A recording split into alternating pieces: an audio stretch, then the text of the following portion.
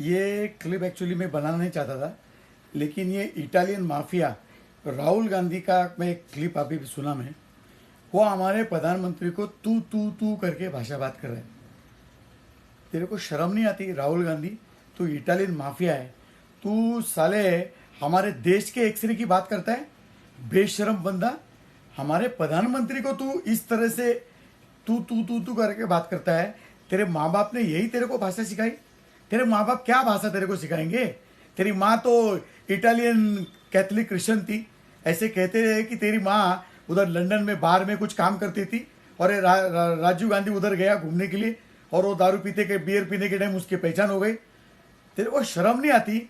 आज तक हम लोग ने हमारी भाषा को बहुत मर्यादित रखा, लेकिन आज जिस तरह से तू करके तू बात कर रहा है, Rahul Gandhi, Rahul Vinci, Italian mafia, बेशरम आदमी, तेरे को शर्म नहीं आती?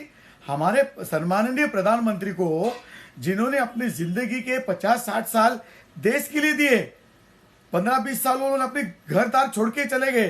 वो तुम्हारे जैसे परिवारवादी नहीं है, सोने के चम्मच लेके मुंह में पैदा हुए नहीं है। तुम देश का एक्सरे की बात करता है? तुम्हारा एक्सरे दिखाओ भाई। तुम्हारे इटालियन फैमिली ने, इटालियन माफिया ने, राजीव गांधी से लेकर इंदिरा गांधी से लेकर वो चाचा नेहरू ने देश को जो लूटा है, जितनी भी संपत्तियां तुम लोग की बाहर है, लंदन में और इसमें थाईलैंड में, यूएस में, उसका एक्सरे बताओ भाई। जो केजीबी सोवियत लोग तुमको जो पैसे देते थे इंदिरा गांधी के जमाने से, उस टाइम का बताओ। और तुम्हारा तो चाचा है क्रिश्चियन मिशेल, अभी भी वो जेल में, ऑगस्टा वेस्टर्न चॉपर स्कैम में, उसका एक्सरे बताओ। और तुम्हारे खुद के एक्सरे बताओ भाई। तुम यंग इंडिया फर्जी कंपनी बना के नेशनल हेराल्ड की 2000 करोड़ से भी ज्यादा संपत्ति तुमने कब्जा कर ली, उसका एक्सरे बताओ ना भाई। तुम्हारे खुद के जो फैमिली है, इतनी दुनिया में हजारों करोड़ की तुम्हारी प्रॉपर्टी है, वो पहला एक्सरे करके लोगों को बताओ और उसको तुम देश में बांटो।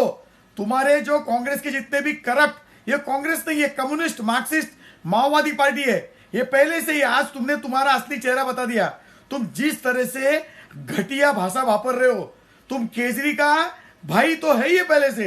तुम लोग दोनों मिलके हमारे देश को बर्बाद करना चाहते हो, इसीलिए अभी तेरे को भी तू बोल रहा हूं। तू वैसे लायक भी, तू बोलने की भी लायक नहीं है, बेशरम आदमी। तुमको इतनी शौक है प्रॉपर्टी है लोगों की, लोग जो बेचारे अपने मेहनत करके अपना बच्चों के लिए, अपने आने वाले जनरेशन के लिए कुछ जमा करके रखते हैं, उसके ऊपर तुम्हारी नजर? क्योंकि तुम लोग परिवारवादी डायनेस्टी फैमिली लूटर्स हो। तुमको सारी चीजें फ्री में मिल गई, तो अभी तुम सोचते हो कि लोगों की सारी संपत्तियां लूटे और फ्री में बांटे, और वो भी किसको? विशेष समुदाय को, जो तुम खुद बोलते हो। तुमको शर्म आने चाहिए हमारे प्रधानमंत्री को जो जिस तरह से बात करते हो भाई। तुम्हारे जैसे मैंने बताया, तुम्हारे माँ बाप तुमको क्या सिखाएंगे भाई? जो बाहर में काम करने वाले लोग क्या सिखाएंगे तुमको भाषा? तुम खुद जाते हो थाईलैंड में, बैंकॉक में छुट्टियां मनाने को, रंग रलिया करने को, किसी को फ्रेंड के शादी में अगर नेपाल में भी जाते हो, उधर भी तुम पब बार में जाके दारू पीते हो। चाइनीज वो एम्बेसडर और चाइनीज एम्बेसडर नेपाल के ऑफिस में कोई लड़की काम करते, उसके साथ तुम रंग रलिया कर रहे। तो तुम्हारे साथ ऐसे ही भाषा करनी चाहिए। अभी तुम हमारे देश को बर्बाद करने पे उतरे हो। हमारे सनातन धर्म को तुम हमारे जातियों में बांट के और उनको जातिगत जनगणना, बेशरम आदमी। तुम हिंदू तो है ही नहीं। तुम्हारा बाप पारसी था, तुम्हारा बाप का बाप वो भी पारसी, तुम्हारे बाप का बाप भी पारसी, तुम्हारी माँ कैथलिक क्रिश्चियन, उसकी तुम्हारी माँ की माँ वो भी कैथलिक क्रिश्चियन, तुम्हारे माँ का बाप स्टेफिनो मैनियो जिसने मुसोलिनी के साथ काम किया, हिटलर के साथ मिलके वर्ल्ड वॉर 2 में, वो भी कैथलिक क्रिश्चियन। तुम कहां से हिंदू हो सकते हो? तो भाई साहब, तुमको भाई साहब भी बोलने की जरूरत नहीं है। तुम बेशरम आदमी हो। तुमको शौक है प्रॉपर्टी की, तो तुम्हारी जितने भी एनडीए अलायंस पार्टनर्स है, जो खानदानी लूटर्स है, डायनेस्टी लूटर्स, वो अखिलेश यादव हो, वो उद्धव साहब हो, पवार साहब हो, स्टैलिन हो, जिन्होंने लूटा है देश को, उनकी प्रॉपर्टी का सर्वे पहला एक्सरे करके देश के सामने रखो। बेशरम आदमी।